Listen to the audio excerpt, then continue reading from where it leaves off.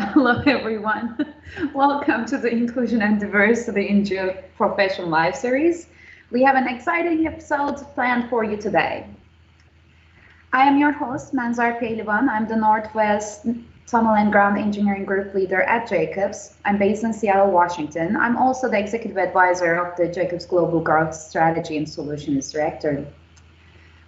In addition to that, I'm the founding chair and the past president of the ASCE Geo-Institute and Outreach and Engagement Committee. And at Jacobs, I also am the global chair for the One World Employee Network, which focuses on cultural inclusion and diversity. The goal of the One World Network is to enhance cultural intelligence of over 2,500 members we have across the globe and help them become global citizens.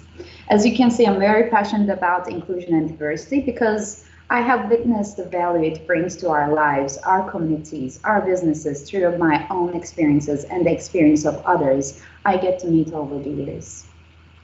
The feeling of belonging, regardless of your differences, can really do wonders and can only be achieved through inclusion.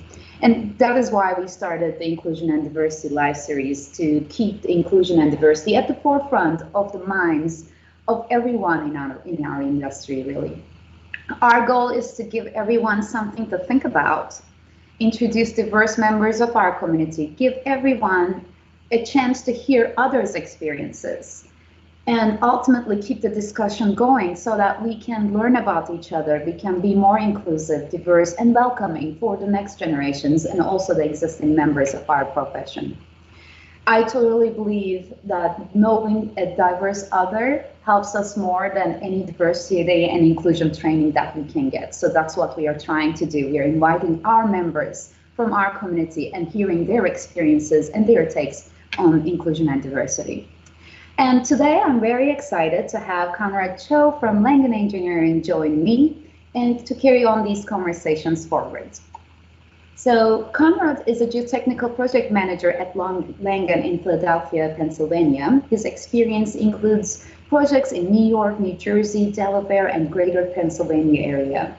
His projects have ranged from large to small residential developments, city towers, neighborhood retail centers, commercial industrial warehouses, parking garages, as well as medical and school facilities. He received his undergrad from the Cooper Union and master's degree from Virginia Tech. He's a licensed professional engineer in the Commonwealth of Pennsylvania. Conrad is a board member of Delaware Valley Geo-Institute and serves as an outside industry advisor to the Delaware Valley Association of Structural Engineers Younger Members Group. Conrad is a Korean American and a proud steering committee leader of the newly formed Asians Atlangan Employee Resource Group at his firm. Before I start with my questions and the conversation with Conrad, I would like to remind the audience that if you have any questions for Conrad or me, please feel free to type in the chat, and if the time permits, we will get to your questions and try to answer them. So Conrad, welcome and thank you for being here. We really appreciate you taking the time to talk to us and talk to our community. I always start with the same question with all of my guests. So, what is inclusion and diversity? Why inclusion and diversity is important to you? Well, thank you, Menzer, for having me. I'm thrilled to be here. So, yeah, inclusion and diversity. I think I'll admit that it really wasn't important to me until probably recently. So, I mean, I'll try to explain that. For me, growing up as an Asian kid in America, I was actually fortunate to have friends from like a lot of different backgrounds and go to a school that was fairly diverse.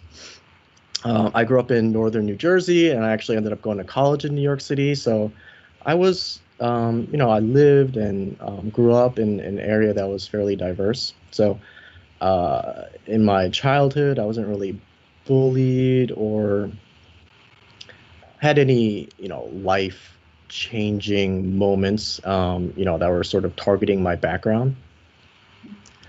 Yeah, I mean, I grew up with, as kids, kids making gestures and saying things that people might say when they're making fun of Asians, but, I never really thought of that as being of them having like this intense hatred for Asians in general. I think it was just kids being kids. So there really wasn't anything in my life for me to, for anything to really like light a passion in me to, to try to affect any real change. And I guess I accepted that this is what life is like here, and it's not that bad, and I can deal with this. So even more recently, even though with what's going on in the world today, what's happening in the country, I still felt like, okay, that's horrible, but what can I do? I don't really have any influence, right? I didn't think that I can affect any change. Then the CEO of Langan, he was giving an address to the company one day, and he brought up this notion of affinity groups. And he was kind of going through the list of affinity groups that were just starting up, and I noticed that he didn't say anything about an Asian affinity group. So my initial knee-jerk reaction was, why not?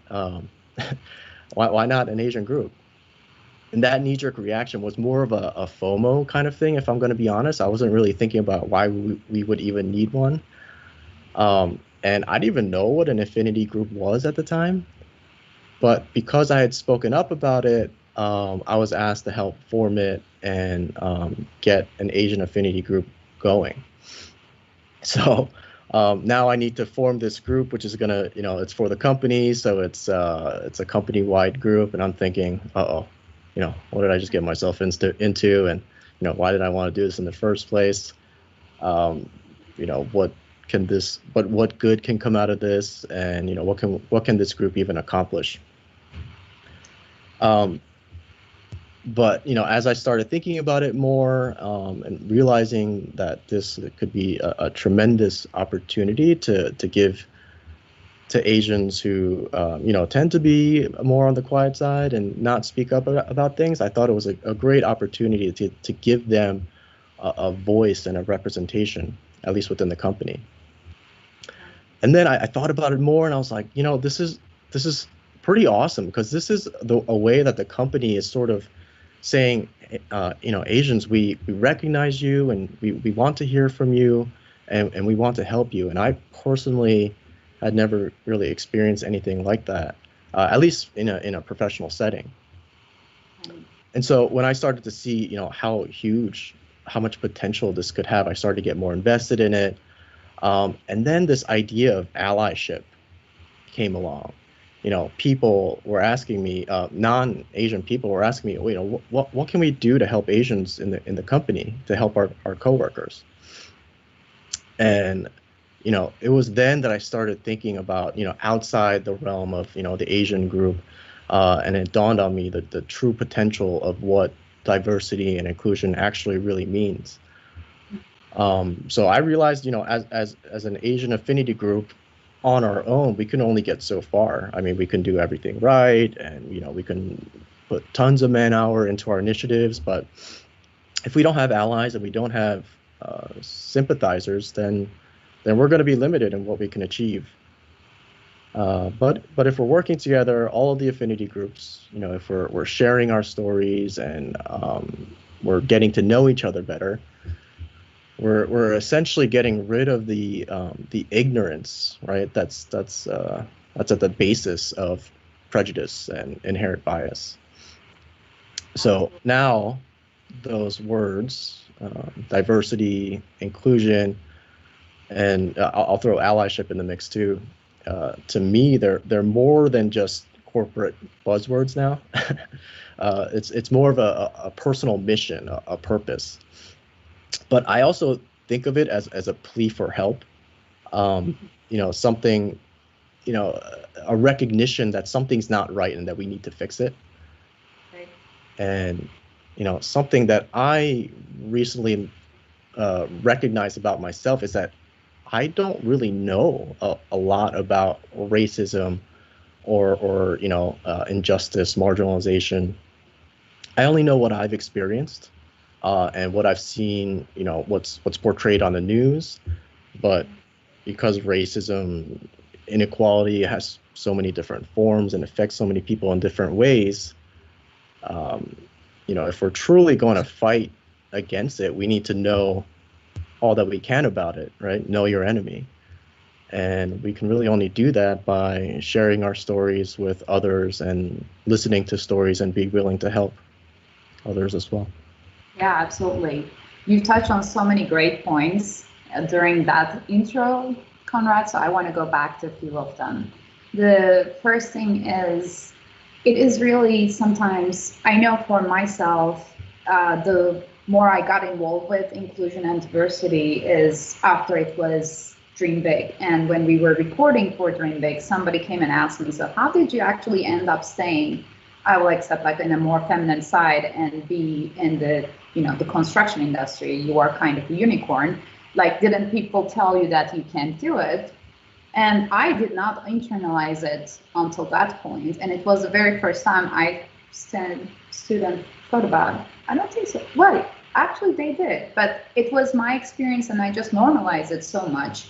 And it didn't really matter to me because I had the support system. Then I succeed for one reason or another. And I was able to stay true to myself, which is one of the most difficult things when you're a minority group, to be able to stay true to yourself, to your culture, to your ethnic background, and be yourself. So like when I was introducing the idea of belonging as with your differences is the most important thing and creates wonders.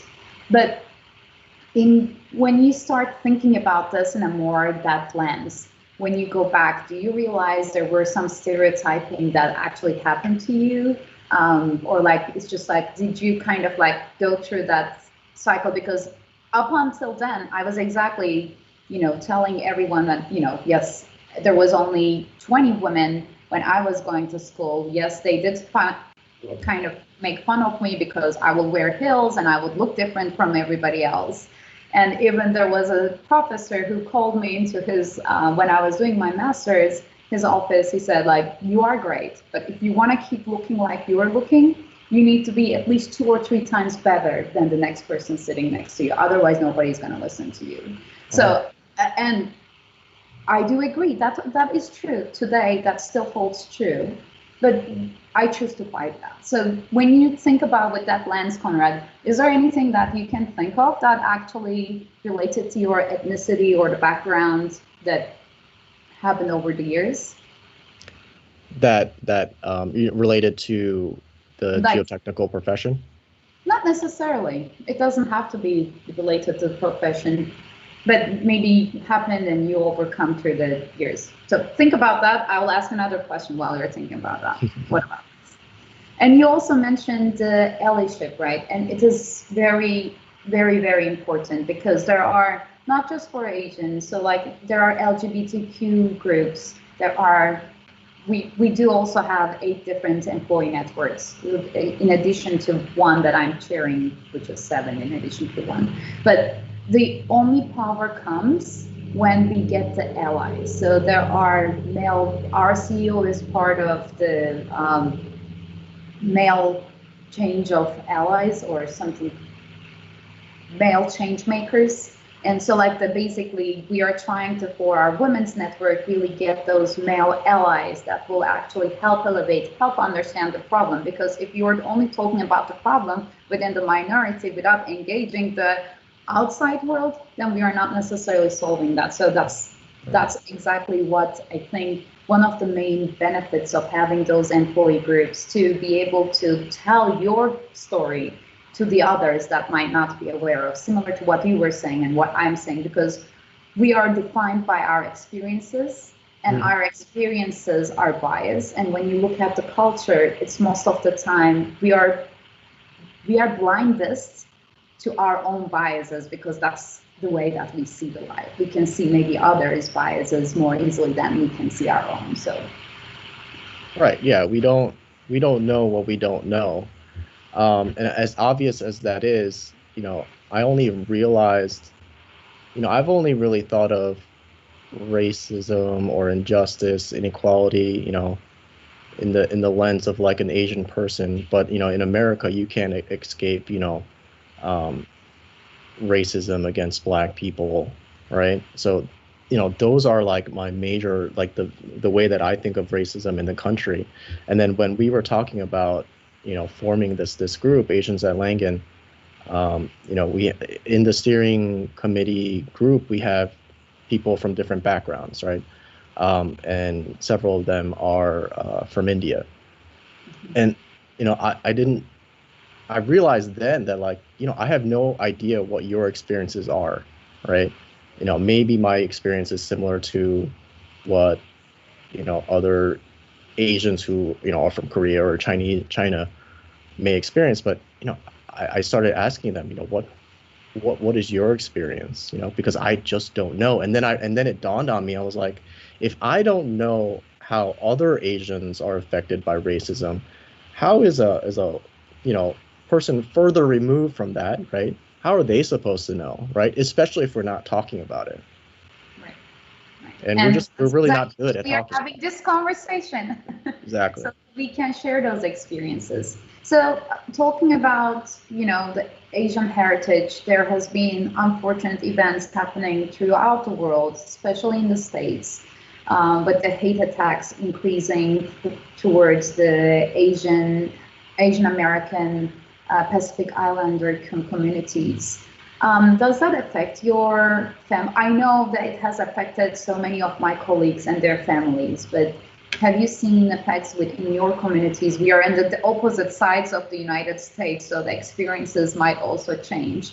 What are your thoughts on that? And I'll ask a follow-up question later. Okay. I mean, yeah, I mean, it's really sad, and it's scary. It's weird to say that I'm fortunate enough to not really know someone that's, been affected by it directly, right? They haven't been targeted. But it's still sad. It's scary. Personally, it's scary for me. I'm afraid for my family. A lot of the crimes have been aimed at elderly Asians, right? People who can't really defend themselves. And so it's pretty despicable. But I'm standing here, and I feel like I have to curb my language, not really saying what I want to say, because I'm afraid that I could, by saying something, I could inadvertently cause these people to hate us more, right? And to ramp up the violence. I guess I'll tell you a story. I was driving the other day. There were two cars in front of me, and it was on a road that's like speed limit is 35 miles an hour. I was going to go see my dad, who's recovering from a recent stroke, and so my mind was just all over the place. The lead car was driving maybe like 25 miles an hour, and so at about a minute or two into this, I honked at the lead car like pretty obnoxiously, and then but then the guy started driving faster, and then eventually we come up to a light, and the single lane road actually turns into two lanes. So the car in front of me, the guy who was in between me and the lead car, goes to the left lane. I need to go straight, so now I'm behind the car that I just obnoxiously honked at, right? And I pull up. It's a large SUV with like very tinted windows. And so I can't see inside at all. And now I'm behind this guy, and my mind is racing. I'm like, oh man, what if this guy looks behind and he notices that I'm Asian? Like, this could turn into something. And then again, my mind is just like swirling. But then finally the light turns green, and the guy goes straight, and I turn right. I needed to go straight, but I decided at that time that I need to get myself out of this situation, even though it may not even have been a situation. And so I didn't really think this whole anti-Asian thing had affected me. I mean, definitely it hasn't affected me directly, right, in terms of targeting me. But it's affected, I noticed that it's affected the way that I conduct myself in public. And I really didn't think that it would, and it was actually kind of really surprising to me. I think that says a lot, and I think a lot of Asians are kind of struggling with that right now too. how they're supposed to channel their feelings and how to react publicly about it.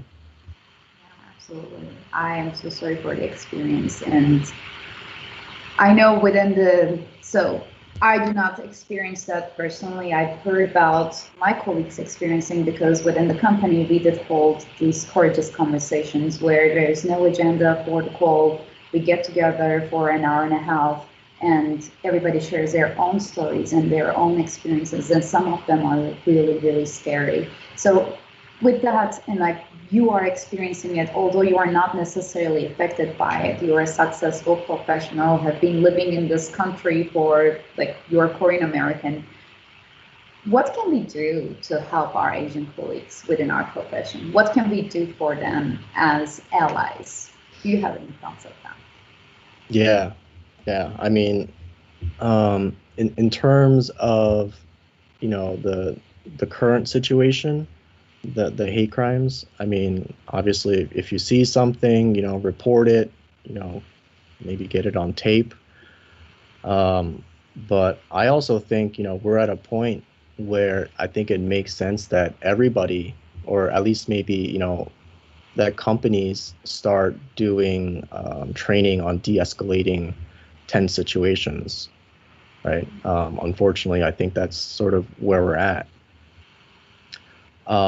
More on like the diversity and inclusion side, corporate company level, I think really this whole thing is about getting to know people who don't look like you, right? So, I mean, specifically for Asians, get to know your Asian coworkers. Maybe go out and have a beer with them and start up a conversation and get to know what makes them tick. Not everyone's going to open up right away, but I don't know, keep trying. Feed them more beer, see what happens. But we have to, as Asians, we want to, and we need to hear from you too. So, we need to hear your stories, non-Asian people. What are your struggles so that we can help you, because, or try to help you, because we're in this together. And just overall, I think we all maybe need to drop our guard a little bit, and let people into our lives more. Be more vulnerable. What's that? Be more vulnerable. Be more open, be more vulnerable. Something that Asian people just, well, I don't want to speak for all Asian people, but something that I struggle with is admitting when I need help, right? So, we need to be more vulnerable and be willing to ask for help when we need it. So yeah, go talk to someone that doesn't look like you, because the next time you see something on the news about a hate crime against where the victim looks like the person that you just had a nice conversation with, who you could potentially start a friendship with, it becomes more personal, right? And when it becomes more personal, you become invested, and maybe that'll invigorate you to make a change. Yeah, absolutely. And I will just add one more thing to that. It can start as simple as checking in. We are in a more virtual setting still. Just have a check-in. Ask how are they doing. If this is affecting them, start that conversation. Yeah. I'm trying to do that as much as I can, and we are trying to do that within my network as much as we can, but that's really important. And I know the upcoming month, May, is actually the month for AAPI communities within the United States. Now it's globally celebrated. So maybe organize some events and take the chance, use this as a chance to learn about their culture, which is a very rich culture, and see the similarities more than the differences, and what we can learn about it, which will bring me to my next question, Conrad. So when we talk about diversity, we mostly talk about what's visible to eye, but if you look at the whole wheel of diversity, there is so much goes into one's personality. In fact, even though we look exactly the same, we are diverse, because there is that culture, the experiences that builds up with personality. And one of the areas that I really focus on and interested in is that cultural piece of it, like how you behave and how you present yourself is really that's what's visible, but it comes from the roots. If you think about the tree is like you see all the leaves, which can imitate as like our behaviors and like how we look. But there is all the roots that comes from like your ethnic background, how you've been raised, what your experiences were, what your attitudes were, what your personality is, and like that's the whole scheme. But most of the time, we tend to judge people based on how they look without really understanding what that behavior is coming from. So that brings me to culture.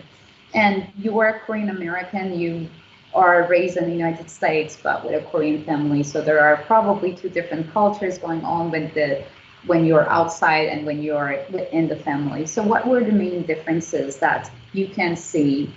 Because I know it translates into, this is where I'm going to go with this. It translates into how you become as a professional, right? How you communicate with others, how you build trust with others, how you resolve a conflict, how you give feedback. And if I'm not wrong, if you were to be looking at like just American culture and the Korean culture, there are significant disparities between them. Not one is right, one is wrong, but there are differences. So how did that translate it for you as you were growing up? Yeah, so I think, well, growing up, my parents were pretty strict. You know, if I did something wrong, then I was disciplined, and I got things wrong a lot. So I was disciplined, but you know, I think that instilled in me, you know, a notion to be a good person, not to be a cheat, and to follow the rules, getting your work done, having good work ethic, and getting good grades. So I think those principles, I think, align pretty well with the standards of geotechnical consulting. So, you know, that background, that the way that I raised, I think definitely helped me. But I would say that I did struggle with finding my voice as a young person, and even as a young professional. You know, I think I was always looking for ways about what I should be doing and how I should be doing versus, you know, looking inward and asking about, you know, what I want to be doing and what really motivates me. And, you know, I didn't really grow up necessarily thinking about how I can help other people. It was really more about conducting yourself well and, you know, looking out for the family. So in those regards, I think that sort of shaped how I've conducted or grown in my career so far. And may, you know, sort of that may explain why, you know, I wasn't necessarily all that interested in the diversity and inclusion part of it until, you know, it sort of dawned on me that you know, I actually do have influence. So I know that for example, you are now managing projects and managing staff that are probably coming from different cultures. Are there any particular points that you pay attention to? So for example, if you are, in my experience, if I'm leading a team, and if there is this particular cultural difference within the team, and it always happens, there might be some group, because of their ethnic background, tend to be more quiet rather than, and then sees the system in a more hierarchical way, whereas there will be a more different group, probably like, you know, more Western group, that is like more egalitarian style and more direct and loud in terms of communication. So sometimes participation from these two teams can be different and seem different. So have you experienced that, or what would be your suggestions for others who are listening to basically make teams more inclusive? Sure. I don't think I've experienced, I mean, the team that we have is diverse in the sense that, we have men and women, but I'm the only Asian. So in terms of in terms of that sort of interaction, no. But I think everybody, regardless of your ethnic background, communication style is very different from person to person. So it's funny because we actually at work did this exercise, this DISC exercise. It's about assessing your communication style, and thinking about ways about how your communication style may or may not match well with other communication style, and what are the best ways to talk to people with other communication styles. So I think awareness is really the biggest step. I guess just being or recognizing that this person communicates in a certain way, and because he or she communicates in a certain way, some of the things that they may say may not actually be the way that they intended it, but the way that I actually interpreted it. So I think it's just important to know that not everyone is communicates the way that you do, right? So getting to know that person a little bit better and getting to know their communication style is critically important if you're going to be working in a group. I think the other critical part of it is getting to know yourself and your communication style, because you might be blinded to that too. So I know it's an example. I mean, I'm the biggest example for this one for myself, because I'm gonna blame it on the Mediterranean blood. It is very difficult for me to not to jump in and say whatever I'm thinking at the time. It's just, I just did it. So keep my answer short, is what you're saying. This is my trained version. So now I'm understanding. It starts with one, I think it was a couple of years ago, one of my colleagues came to me and said, Menzer, why are you so disrespectful? Constantly cut in and just you don't let other people finish. I'm I'm not disrespectful. That's the point that we were talking, because that's how I used to communicate. I'm I respect that person extremely. Why would you say that? And then it turned out because I would just, interrupt and then say oh, but what about this? What about that? Without them finishing their sentence. Right. But in my mind, if I wait until they finish the sentence, the topic is far gone. So now it's taking a lot of training, a lot of patience. I'm just Menzer, wait. Oh, it's going, but it still is going on in my brain. So yeah, for you, you were just engaged, right? You weren't thinking about it being either rude or what. You were just participating. No, and it is a part of the culture too, because when in some cultures that's how people communicate and participate. Actually, we were talking with our COO, and he gave this example when he was doing a business back in Israel. He's going with a client. He's going with one of the Jacob's employees, and he doesn't understand the language as much.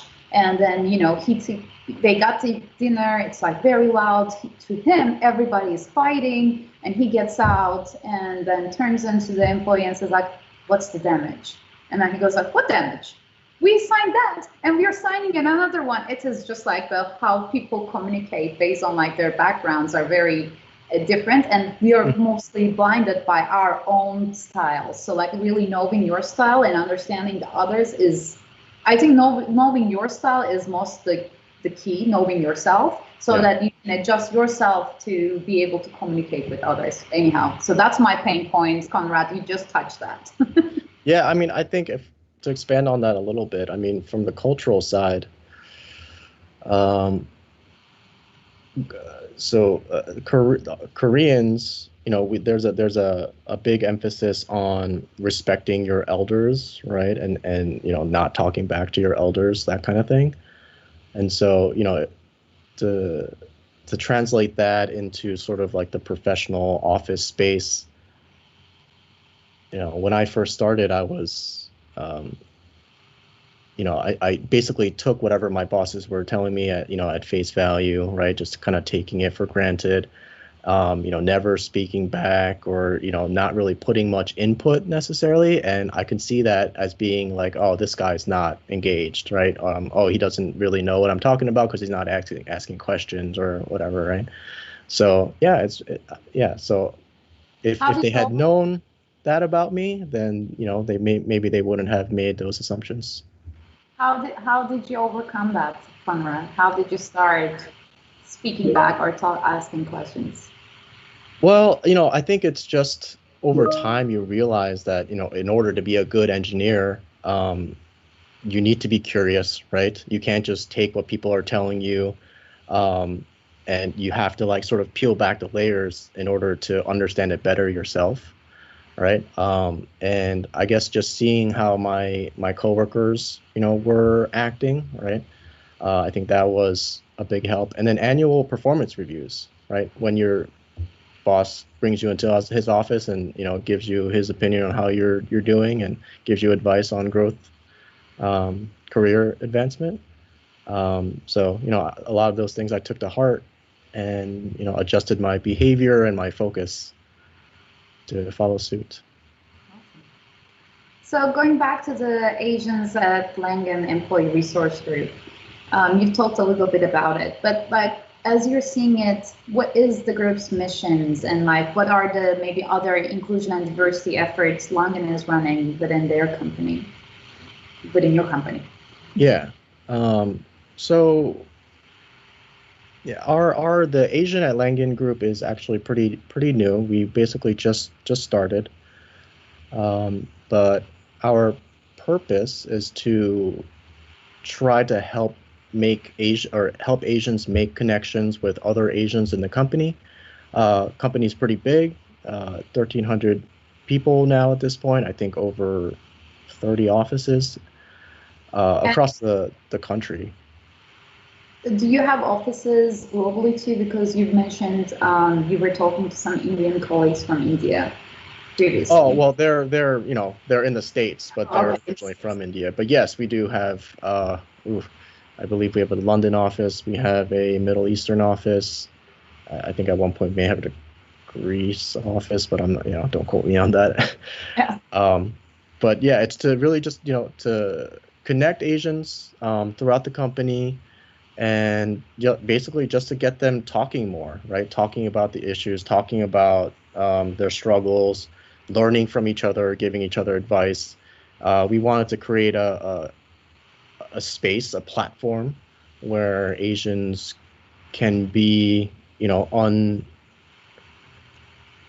uninhibited to, to be fully themselves, to, bring out the full Asian, I guess, and where they can celebrate Asian culture, share it with others, and, talk about any specific struggles that we have, and then, brainstorm ways where we can solve them. And because Asians, again, I don't want to, generalize all Asians, but because they tend to be a little bit quieter, we think that this, as a group, we can help, empower our members to be, to be bold and to actually go after the things that you want in your career, and to encourage them to take leadership positions, in various groups within the company and, outside of the company and, industry societies and stuff like that. Yeah, absolutely. I'm just curious, how diverse is the leadership in Atlangan? In Atlangan, I think, so shareholder-wise, we can definitely improve in terms of, how many Asians there are in the leadership. I hate to speak for people, I believe there are at least 2 who, would identify as being Asian. Mm-hmm. That's a pretty small, percentage-wise number of Asian people in the leadership of the company. But that's what we're looking to improve. What about gender diversity or other measures of diversity? Gender diversity in the leadership, I think it's better than the number of Asians for sure. Yeah. In the leadership, I'm not quite sure that we have. It's a large group of people, so I don't want to give you the wrong answer here. But gender diversity in the company for sure has improved. Since I've been at the company, I've seen a lot more women engineers entering the company, and in my group alone, there's been a huge spike of women geotechnical engineers joining our group, just in the past 2 or 3 years. I'm actually very proud of my team in the Seattle office. So we actually have 50% gender balance.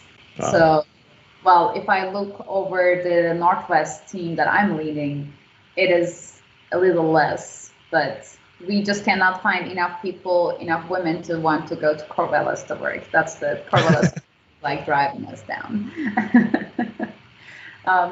Okay, one more question, Conrad. So we talked a lot about diversity and inclusion, about like in our companies, and so what do you think that we can do for the field of civil engineering, and especially geotechnical engineering? What can we do to improve that sense of inclusion and promote and implement policies that foster diversity?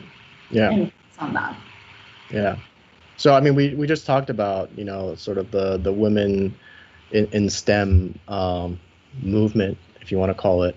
I think they've done a tremendous job, right? There are a lot more women in the engineering field now. I just talked about how many more women are in my group specifically. So we are getting a lot in, but like I think we are still having the challenge to keep them within the profession. So, oh, really?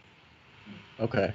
Like still like the leadership, it's getting better, significantly better, but it's still a kind of a challenge to keep them within the profession. Okay. Anyway, see, I did that again. I interrupted. I'm sorry. No, it's fine. Okay, that part I actually didn't know. That's interesting, and obviously something that we need to work on. But at least maybe silver lining is that the interest is there, yes.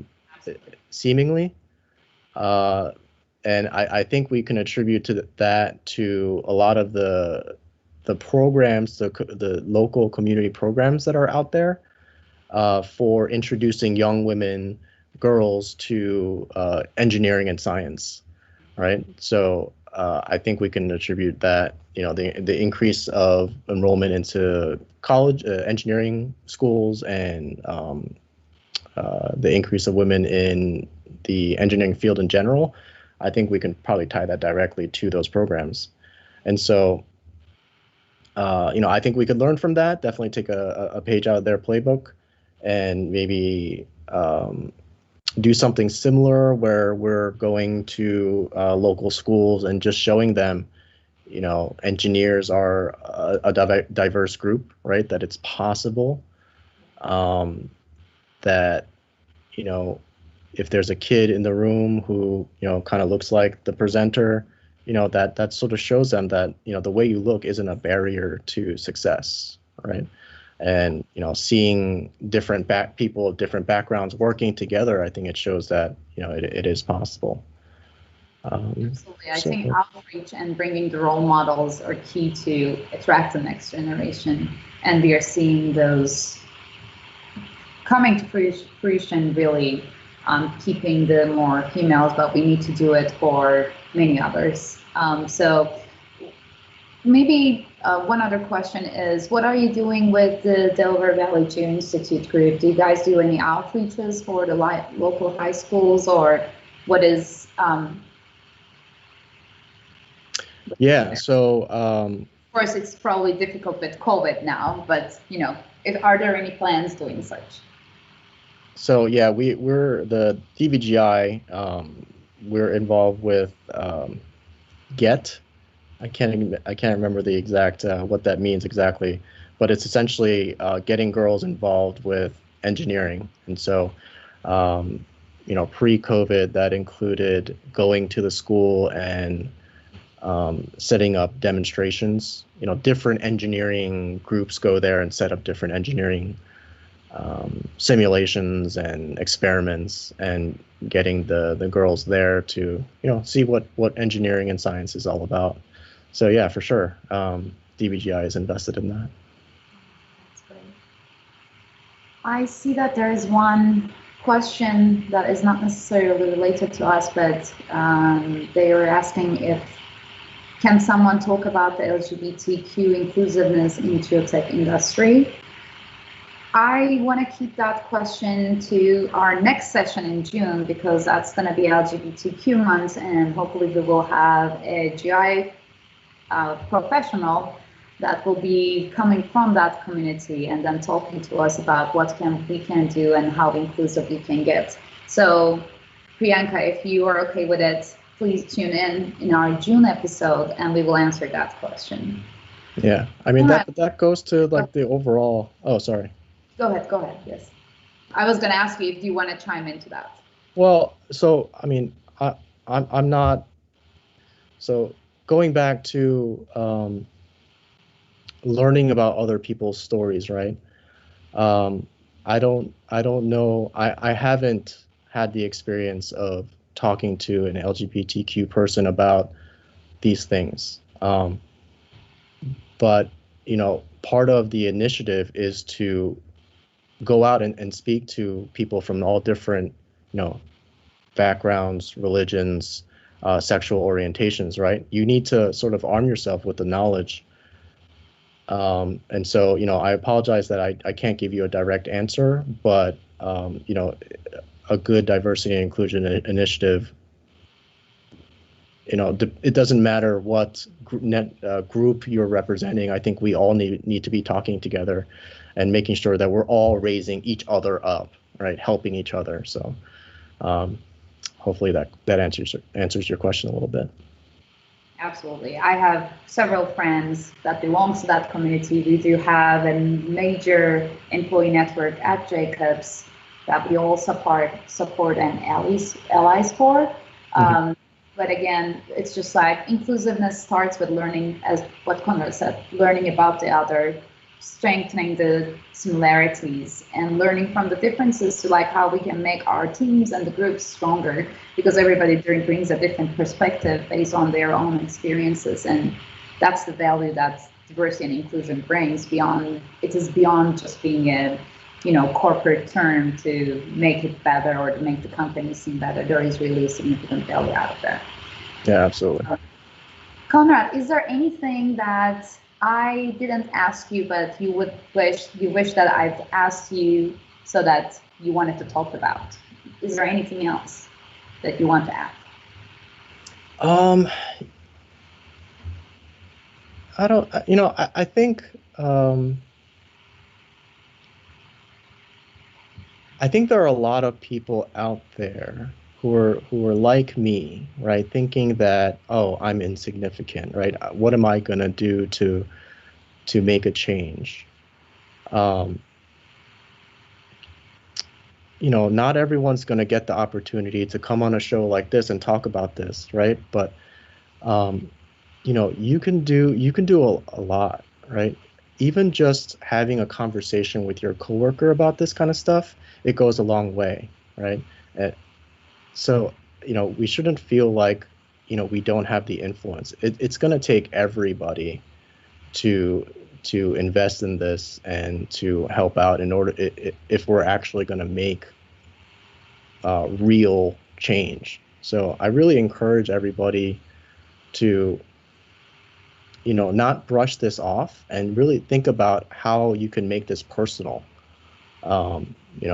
It may be a little bit uncomfortable. You may, need to challenge yourself a little bit, but, it's something that it's definitely worth doing. Yeah. Make it personal. I think that's a very good advice. Make it personal. Conrad, thank you so much for taking the time and joining us today and sharing your experiences and being very candid and vulnerable about your own stories, but also giving the advice. I hope your dad feels better. Thank you so much. He's recovering well. And I really did enjoy this conversations. I hope the audience did too, but most of the time I feel like I do it for myself. I learned a lot, so thanks. Yeah, absolutely. Thank you for having me. This was a pleasure. Thank you. And for all the audience out there, thank you for joining our conversation today. Please note that this stream, like any other inclusion and diversity live streams, will be available on demand. So on the Geo-Institute YouTube channel, you can listen to it, go back to it anytime you want. Thank you for joining us today.